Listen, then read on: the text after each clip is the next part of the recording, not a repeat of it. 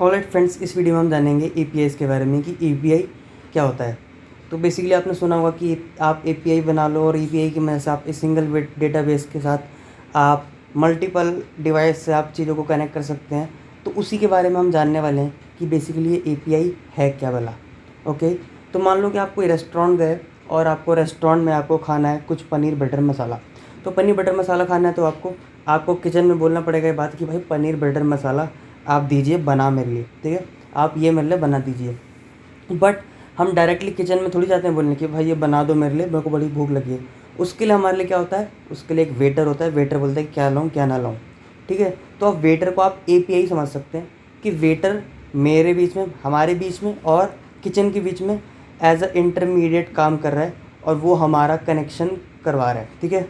तो वो हमारा ऑर्डर्स लेके आ रहा है, दे रहा है। तो एक तरह से मेरे और किचन के बीच में एक तरह का कनेक्शन उसने सेटअप करवा दिया, दैट इज़ कॉल्ड एपीआई। मेरे को डायरेक्ट एक्सेस नहीं है किचन का, मेरे को सारी बातें वेटर से करनी पड़ेगी और वेटर ही मेरे को बताएगा कि सर ये अवेलेबल है, सर ये अवेलेबल नहीं है, ये सर ये इतने रुपए का, सर ये उतने रुपए का, ठीक है। तो ये सारी बात होती है। मान लो आपको कोई फ़्लाइट बुकिंग करवानी है आपको, तो मान लो एयर इंडिया का एग्जांपल ले लेते हैं यहाँ पर।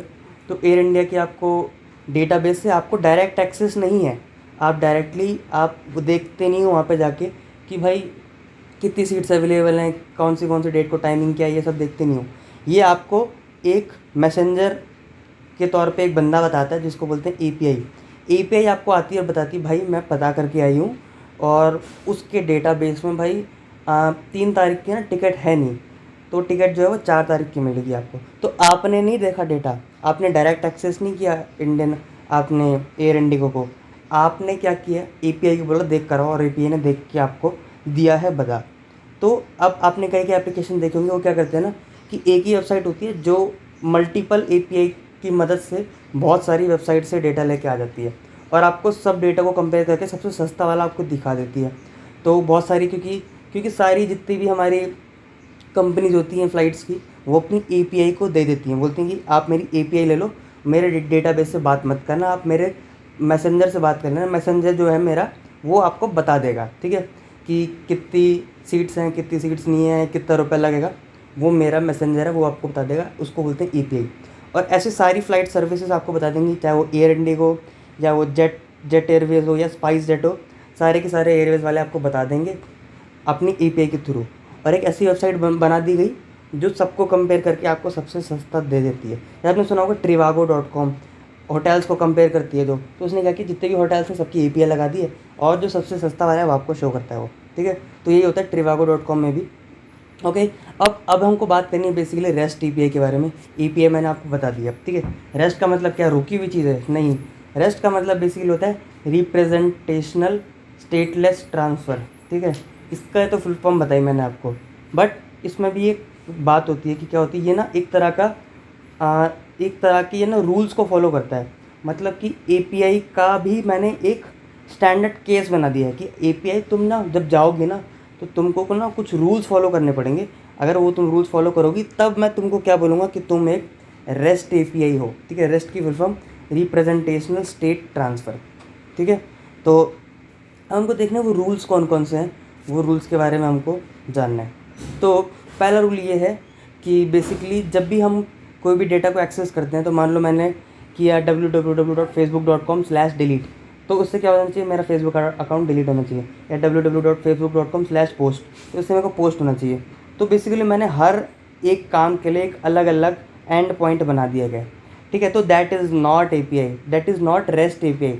रेस्ट एपीआई कहती है कि आपको कोई चीज़ को डिलीट करना है, कोई चीज़ को ऐड करना है, कोई चीज़ को अपडेट करना है, कोई चीज़ को गेट करना है। सबका मेथड एक ही होगा, सबका जो यूआरएल होगा, एंड पॉइंट होगा, सबका सबका एक ही होगा, जिसको मैं बोलूँगी रिसोर्स, ठीक है। तो आपको कोई चीज़ को लेनी है, कोई चीज़ का ऑर्डर करना है, मतलब आपको कुछ भी करना है किसी आइटम के साथ, तो आपका एंड पॉइंट एक होगा। मान लो चेयर है, एक हम चेयर की वेबसाइट बनाते हैं, तो हमने क्या बोला, item/चेयर, इससे हमको आइटम का गेट भी मिल जाएगा और item/चेयर से हमको पोस्ट भी मिल जाएगा, item/चेयर से हमको पुट भी मिल जाएगा, हम चीज़ों को अपडेट भी कर सकते हैं, और item/डिलीट भी हम कर सकते हैं अगर हम एडमिन हैं तो इसी एंड पॉइंट से, ठीक है। तो एंड पॉइंट एक ही है बट हम सारे काम कर सकते हैं, that is called rest API, ठीक है। और API में हमको हर एक काम का अलग अलग एंड पॉइंट बनाना पड़ता है, ठीक है।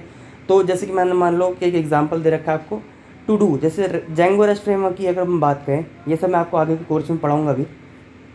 तो आप देख सकते हैं कि जो मेरा जो URL है वो क्या लिखा हुआ है, API/todo/1, ठीक है। इससे क्या हो रहा है, मैं देखो यहाँ पे डिलीट का ऑप्शन भी आ रहा है, नीचे पुट का ऑप्शन भी आ रहा है, और मैं चीज़ों को अपडेट भी कर सकता हूँ, डिलीट भी कर सकता हूँ, और मैं चीज़ों को ऐड भी कर सकता हूँ अगर मैं नीचे स्क्रॉल करूँ। तो देखो ये एंड पॉइंट एक ही था, सारे काम मैं यहाँ पे कर सकता हूँ। That is called rest API। तो हमने सुना होगा जेंगो रेस्ट फ्रेमवर्क, मतलब जेंगो की मदद से आप रेस्ट API बना सकते हैं कुछ इस तरह से। तो इस कोर्स में हम लोग रेस्ट API बनाने ही सीखेंगे, जो कि काफ़ी मददगार साबित होती है हमारी डेवलपमेंट में, क्योंकि आप एक बार रेस्ट API बनाने में सक्षम हो गए तो उसके बाद आप चाहे एंड्रॉयड का ऐप बना लीजिए, चाहे आप रिएक्ट पे बना लीजिए फ्रंट एंड, आप कुछ भी बना लीजिए, बट आपका API तो मिल गई ना आपको एक बार, तो आपको ज़्यादा झंझट करने की ज़रूरत नहीं है। एक बार API बनी और सब बना दीजिए आप iOS बना दिए, एंड्रॉयड बना दीजिए, आप वेबसाइट बना दीजिए, जो आपको मन है वो आप बना सकते हैं, ठीक है, एक बार API से। और आपका डेटाबेस चेंज नहीं होगा, डेटाबेस एक ही रहेगा, ठीक है। तो ये फ़ायदा होता है हमारे इसका।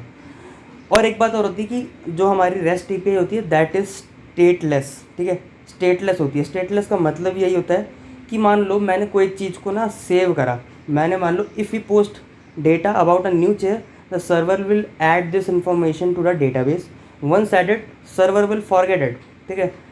सर्वर क्या करता है कि आपके डेटाबेस को ऐड कर देता है डेटाबेस में, ठीक है, जो आपने डेटा भेजा उसको ऐड करता है और तुरंत भूल जाता है उसको, ठीक है, तुरंत भूल जाएगा वो। और जब आप सर्वर से बोलोगे ना भाई मैंने अभी अभी डेटा डाला है, आप मेरे को वो दो, गेट करूँ, गेट मेरे को चाहिए वो डेटा, तो सर्वर ना खुद से नहीं देगा, वो डेटाबेस में जाएगा, ढूंढेगा, फिर आपको देगा, ठीक है। स्टेटलेस का मतलब वो एक बार प्रोसेस होते ही वो भूल जाता है, ठीक है, सारी चीज़ें वो भूल जाता है, दैट इज़ स्टेटलेस। तो हमने दो रूल्स देखे, पहला रूल ये देखा कि एंड पॉइंट सेम होगा, दूसरा रूल देखा कि वो क्या होगा, वो स्टेटलेस होगा, मीनिंग कि आपका कोई भी एक ऑपरेशन परफॉर्म होती है वो भूल जाएगा कि मैंने किया क्या है, और डेटाबेस में से वो सारे चेंजेस को देखेगा कि क्या हुआ था क्या नहीं हुआ था, ठीक है। तो ये हमारा रेस्ट API की बात हुई। इस कोर्स में हम लोग देखेंगे Django rest framework, means Django की मदद से हम लोग कैसे कैसे अपनी रेस्ट API बना सकते हैं, और ये सारे रूल्स इसी के अंदर पहले से इम्प्लीमेंटेड होते हैं। तो ज़्यादा कुछ हमको टेंशन लेने की ज़रूरत है नहीं, हम लोग देख लेंगे कि रेस्ट API कैसे बनाते हैं। और इसी के साथ साथ जैसे हमने देखा रेस्ट एक आर्किटेक्चर होता है, वैसे ही सोप नाम का भी एक आर्किटेक्चर पहले हुआ करता था, जिसके अपने अलग ही रूल्स थे किसी टाइम पे, बट सोप अब यूज़ नहीं होता बिल्कुल भी। और उसी के साथ साथ एक नई चीज़ आई है आजकल मार्केट में, that is called GraphQL। GraphQL भी एक तरह का API का आर्किटेक्चर है, जिसको यूज़ करके आप लोग अपनी APIs वगैरह बना सकते हैं, ठीक है। तो बट अभी मोस्ट कॉमनली यूज जिसको हम बोल सकते हैं that is rest API। Rest API कहीं नहीं जाने वाला है फॉर द टाइम बिंग। तो आई होप आपको चीज़ें क्लियर हुई हैं। हम लोग मिलते हैं नेक्स्ट वीडियो में। इस वीडियो के लिए इतना ही, तब तक के लिए बाय।